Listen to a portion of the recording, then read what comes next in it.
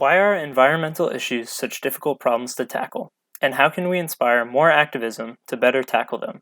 Two questions that have nagged the environmentalist movement since its inception, and neither with a simple answer. In this video essay, I will cover how two films, Uncle Boonmee Who Can Recall His Past Lives, directed by Apichatpong Weerasethakul, and Stalker, directed by Andrei Tarkovsky, indirectly explore these questions by blurring the line between anthropocentric and ecocentric cinema. Characters' internal conflicts are resolved by a unity of their personal identity with the heterotopic environment, expressed cinematically through shot replication, sound design, staging, and production design. But first, let's give some working definitions to those terms and an overview of the limits of how we perceive climate change. An anthropocentric approach to environmental issues places humans at the center, usually by prioritizing the human lives as what is needing to be saved.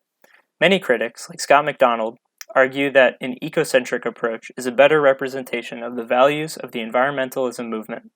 In his paper, The Ecocinema Experience, he uses the phrase ecocinema to describe films that depict nature with, quote, patience and mindfulness, qualities of consciousness crucial for a deep appreciation of and an ongoing commitment to the natural world.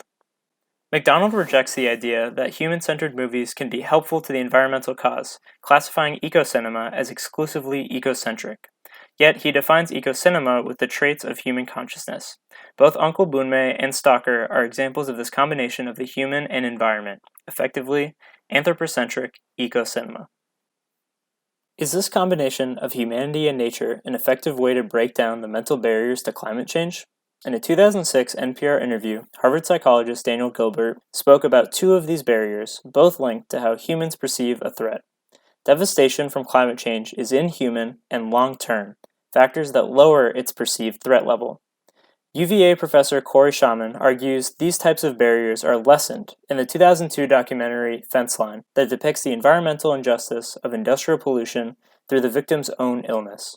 Quote, binding body and place materially into the testimonial venue is crucial in making substantial change. In his words, the binding of a person's identity to their environment makes the threat of environmental justice more human and more immediate. Though in Fence Line, the binding site is the human body, in our two examples of anthropocentric ecocinema, the identity and space are bound in the environment. Uncle Boonmee makes this connection through memory, making the environment more human, while Stalker connects through undermining predictions, making the environment more immediate.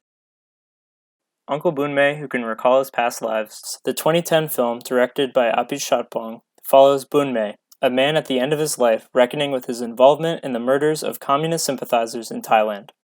Boonmee's personal history materializes in front of him in the form of ghosts and spirits, connected to the farmland he inhabits.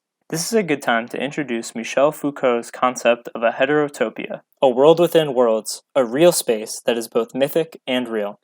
The easiest example of a heterotopia is a mirror, a real object that contains an unreal or virtual world within. In Uncle Boonmee, the farmland, and its supernatural elements, is the heterotopia. It is a reflection of his past lives, the unreal space he helped create, and in turn influences him. Throughout the film, Boonmee comes to the realization that his past wrongdoings may have resulted in his current illness. We see Boonmee here on the path to unification with the environment, to embrace the heterotopic version of himself presented by the ghosts. Apichatpong makes a karmic connection of body and space apparent through replications of shots in the light and dark. However, as is the point of a heterotopia, the reflection shows Boonmee something different than what he expected. In his past life as the princess, she looks into the water to find a younger, more desirable version of herself staring back. She calls it an illusion, but the encounter with her alternate self is more of a wake-up call, telling her to follow her heart. The play between light and dark, desire versus reality, ends with Boonmee's death. At the end of the film, he has accepted and recognized his violent past as depicted by the spirit world. His corpse lies in the cave, split between the light and dark, the real and unreal, the body unified with nature. In the final sequence of the film, this unity is expressed by sound bridges connecting scenes from the supernatural to the real world. As the camera exits the cave, a harsh whirring noise continues through to Boonmee's funeral.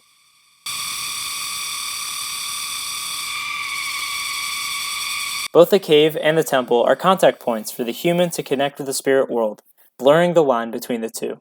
Another sound bridge is used in the hotel room.